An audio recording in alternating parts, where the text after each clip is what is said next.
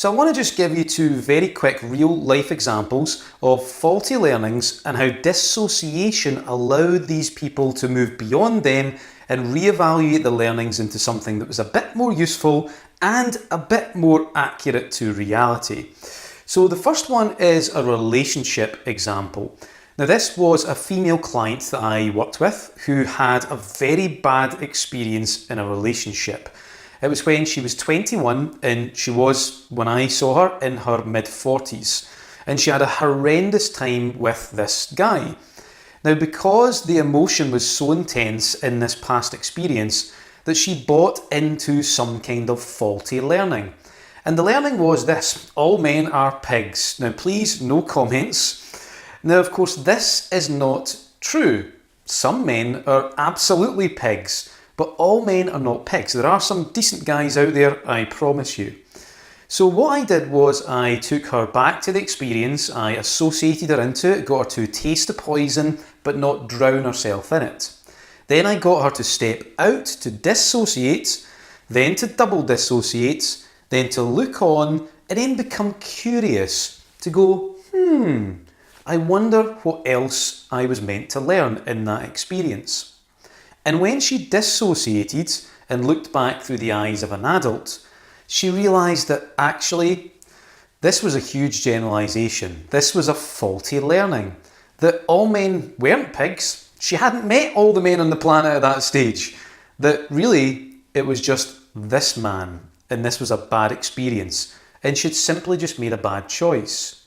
And simply by updating that learning, by tweaking it, and it may sound like a small tweak, but it made all the difference. It freed her up from these negative emotions that she was experiencing in a relationship because she couldn't connect. She felt so angry at every man that she tried to date that she had practically just moved away from it and she didn't really date at all anymore. That all of a sudden she realised that this emotion was based on this faulty learning from this one initial dramatic and emotional experience. And simply by updating this learning, it was almost like, suddenly the anger disappeared. It was absolutely incredible.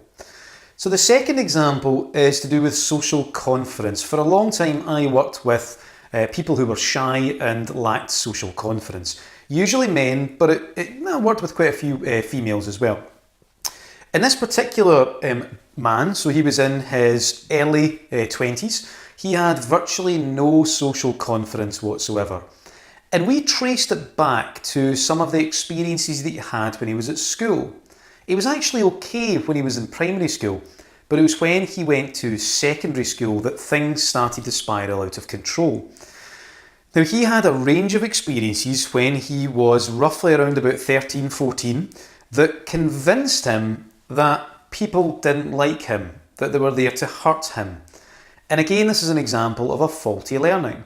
He had had a few emotionally negative experiences. He had bought into this idea, this learning that simply wasn't true. It wasn't accurate or representative of what reality had to offer. So again, we went back. I got him to step into it, to feel it just a little bit, then to step out, to dissociate, to double dissociate, and then to look on and again become curious. What else is there to learn here? What was the learning that I missed back then? And as he looked on, he suddenly realised that, actually, it's not that people don't like me. It's that perhaps they're not nice people, they're nasty people, but also I need to learn some social skills. I need to learn to expand my repertoire so that I can communicate and interact with lots of different people. So it was more of a skills-based thing.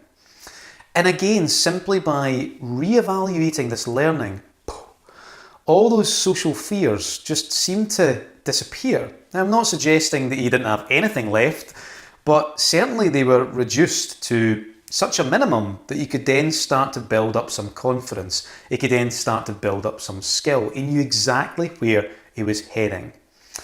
So this for me is the power of dissociation. I cannot understate this or overstate this enough, should I say. First of all, it's amazing when it comes to lessening the feelings, to lowering the intensity of these negative emotions. But secondly, it's so incredibly useful when it comes to re-evaluating some initial learning that we made. So I hope you found this useful, and I really do hope you're beginning to appreciate the magnitude of how powerful this can be. Because these negative emotions that we experience, sure, they're a pain and it feels like we're being invaded by an alien sometimes, but trust me, they are there as warning signs, and if they stay there, they really are just representative of some kind of unuseful or incomplete learning.